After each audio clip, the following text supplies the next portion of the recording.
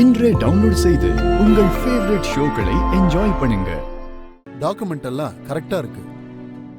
நீங்க 4 பேர் சைன் பண்ணிட்டீங்கன்னா லீகலா மாத்தி கொடுத்துறலாம். கடவுளே,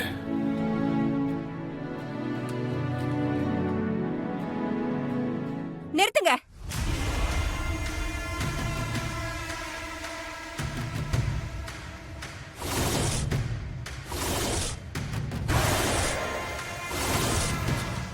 என்ன கேட்காம எப்படி நீங்க முடிவு பண்ணி 15 ஏக்கர் நிலத்தை கோயிலுக்கு எழுதி வைக்கலாம்? இங்க பாரு கல்யாணி, உன் பிரச்சனை தான் என்ன?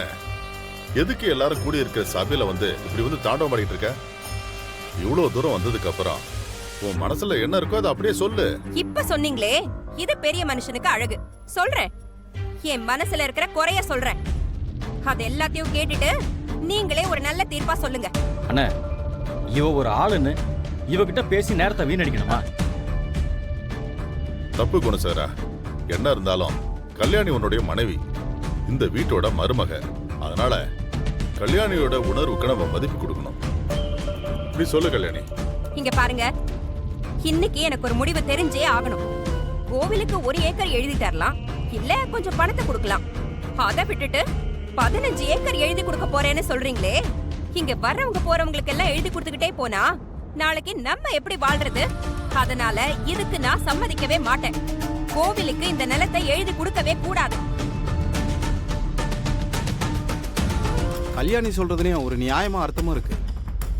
ஐயா, குடும்பமா நீங்க யோசிச்சு அதுக்கப்புறமா முடிவு பண்றதுதான் நல்லதுன்னு எனக்கு தோணுது. ஆமாங்க ஐயா, எங்களால எதுக்கு தேவையில்லாம உங்க குடும்பத்துல பிரச்சனை? ஐயா, அப்ப நாங்க வரங்க. வரோம். நில்லுங்க, யாரும் போகாதீங்க.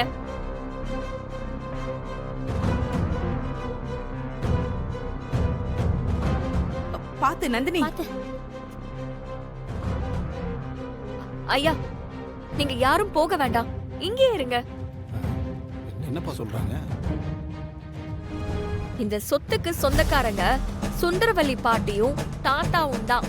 அவங்களுக்கு அப்புறம் அவங்க பசங்களுக்கும் பொண்ணுங்களுக்கும் தான் இந்த சொத்துக்கான முழு ரைட்ஸும் இருக்கு.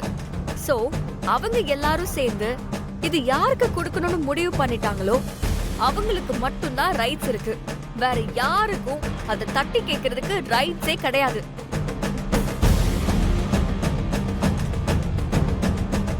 மாமா, நீங்க கையெழுத்து போடுங்க. போடுங்கண்ணே. ஏங்க கல்யாணி, நீ எதுவும் பேசாத. உனக்கும் இதுக்கும் சம்மந்தமே கிடையாது. முதல்ல இங்க இருந்து போ. இப்ப நீ போல அசிங்கப்பட்டு போயிடுவ சொல்லிட்டேன். ஏங்க சொல்றத கேளுங்க. டேய், போன்னு சொல்றேன்ல, போவுல. நீயும் போடா, பாக்காத. நீயும் போ. மாமா, அவங்க போயிட்டு போறாங்க, நீங்க கையெழுத்து போடுங்க மாமா. சுந்தரம், கையெழுத்து போடுப்பா. கையெழுத்து போடுங்க. போடுங்க மாமா.